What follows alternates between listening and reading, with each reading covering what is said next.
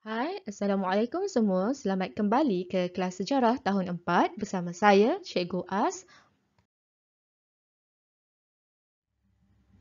Untuk pembelajaran pada hari ini, kita akan melihat kepada unit 4 iaitu sejarah tempat tinggal.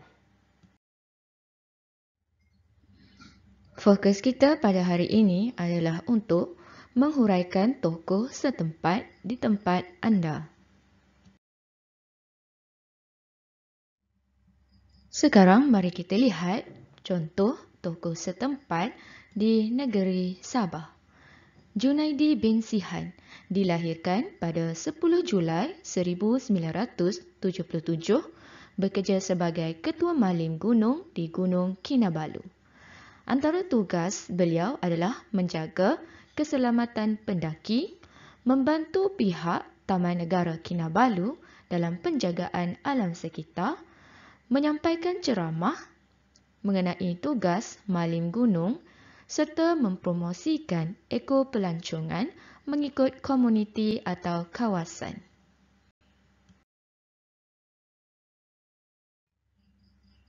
Contoh tokoh yang kedua adalah dari negeri Johor. Muhammad Azali Kalki bin Abdullah dilahirkan pada 1 Ogos 1964, bekerja sebagai guru di Sekolah Kebangsaan Nusantara Johor Bahru. Antara sumbangan beliau adalah menghasilkan modul pencegahan dadah bagi komuniti dan membantu bekas penagih dadah. Kedua, beliau juga adalah penceramah dan aktivis dalam pencegahan dadah. Sekarang mari kita terbang ke negeri Sarawak. Tokoh yang dipilih adalah Siti Jaharah binti Matasan. Dilahirkan pada 16 Mac 1951, bekerja sebagai usahawan kit lapis Sarawak di Miri. Antara sumbangan beliau, berniaga kecilan bermula di kampung, iaitu tempat tinggalnya, dan akhirnya perniagaannya berkembang ke luar negara. Sumbangan beliau adalah mengadakan kelas masakan, menyediakan peluang pekerjaan dan juga membantu mempromosikan produk tempatan ke luar negara.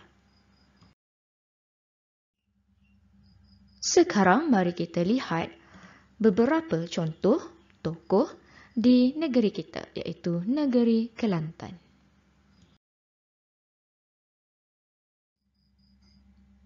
Tokoh pertama adalah Profesor Emeritus Datuk Dr. Nik Safiah Karim. Beliau dilahirkan pada 17 Disember 1939, merupakan ahli bahasa yang hebat. Antara sumbangan beliau adalah Wanita Malaysia, dilabel sebagai Wanita Malaysia, merupakan ahli bahasa Malaysia dan juga tokoh Kelantan.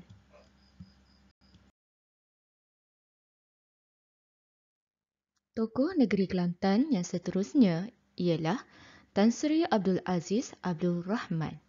Beliau dilahirkan pada 3 Oktober 1933 di Pasir Pekan, Kota Baru, Kelantan. Beliau dianugerahkan tokoh Majlis Pengkisahan Sejarah 58 Tahun Malaysia Airlines pada 29 September 2005. Antara sumbangan beliau, beliau merupakan peguam bela dan peguam cara yang berpengalaman selama 35 tahun dalam pengurusan awam dan swasta. Beliau merupakan orang paling awal menyertai Malaysia Airlines semasa penubuhannya pada tahun 1971. Beliau telah menerima anugerah seperti Manager of the Year Award 1984 dari Harvard Business School alumni.